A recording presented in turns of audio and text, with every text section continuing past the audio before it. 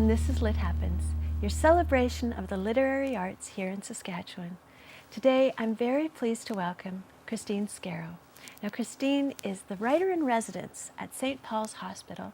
She has a background in social work, and this is her third young adult novel. So today, we're here to talk about The 11th Hour. Welcome, Kristine. Hi, thanks for having me. So we've talked a little bit to you before in the past, and you're writing up a storm. Your books are coming out fast and furious. So today we're here to talk a little bit about The 11th Hour. So can you give me a little bit of background on to what gave you the first idea about this book in particular? Sure. So this book follows the two main characters, Annika and Dylan, and they've been dating. Her family isn't so crazy about them together because she's given up a lot since she's been dating him. And so they decide to run away together up north to his family's cabin.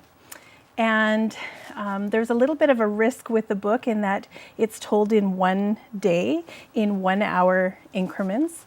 And through that little snapshot, we see the perspectives of both Annika and Dylan with each hour of the day. So we see how they encode the same challenges that they're experiencing and how they deal with their circumstance.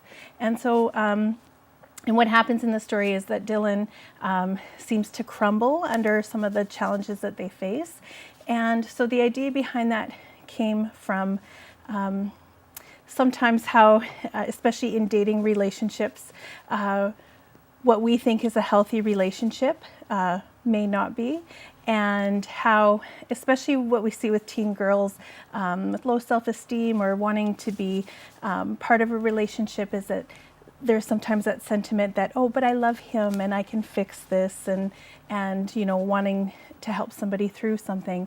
And I think with the message of the book, I wanted to send that sometimes love isn't enough to solve some of those issues, and it's important to outline what a healthy relationship is, especially for teenagers while they're dating.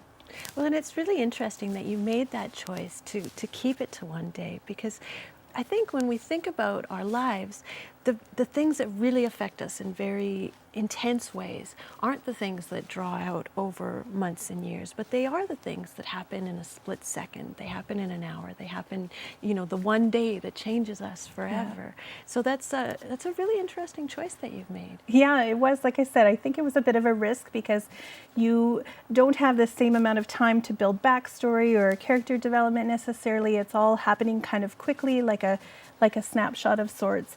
But in saying that, kind of like you said, it builds up. We see through this day and how it builds up as the day goes on, that the characters are realizing that this is the catalyst for something that's been building and growing for a long period of time. So. Well, and we learn about their characters in their reactions to what's happening in the moment, which is I think that in our world, we are in the moment people right now. We see on Facebook exactly when something happens, so it makes sense to approach a story in that manner. Yes. Yes. So when you write, now you did say there's sort of the message of the book, and now this book also has a more serious theme than some books. And YA books are a genre that often have an issue at the core. So can you tell us a little more about the issue? Sure. So with this book, we're aiming to talk a little bit more about mental health.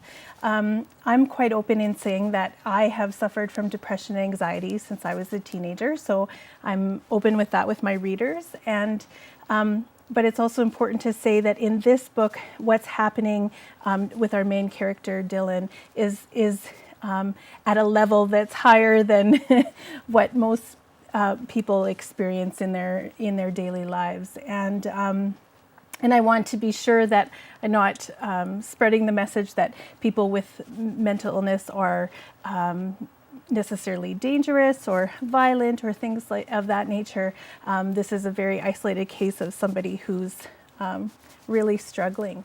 And it's to open up that conversation so that girls who are, especially, I mean for everybody who's dating, especially at these young ages, that they're cognizant of again, what a healthy relationship looks like and whether or not there should be boundaries put sometimes.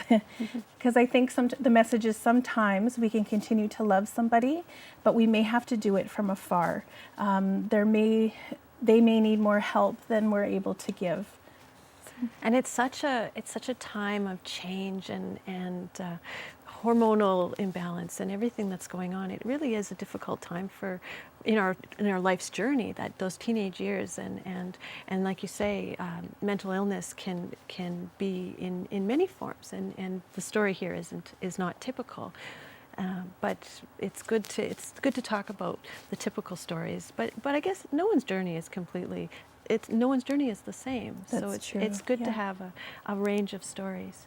Now you have another book that you've just started, and I do. And there's an interesting story. You had something that you were working on, but that piece you sort of put away for a while. Yeah, so I had a book that I was quite a ways through, and my laptop broke and it was inaccessible to me from here on in. So I took a few months off and had trouble writing again, and I was fortunate enough to go on a Saskatchewan Writers Guild retreat in February, and that allowed me to have the space and time to work on a new project. And right now it's slated for fall 2019, I believe, although that hasn't been cemented yet.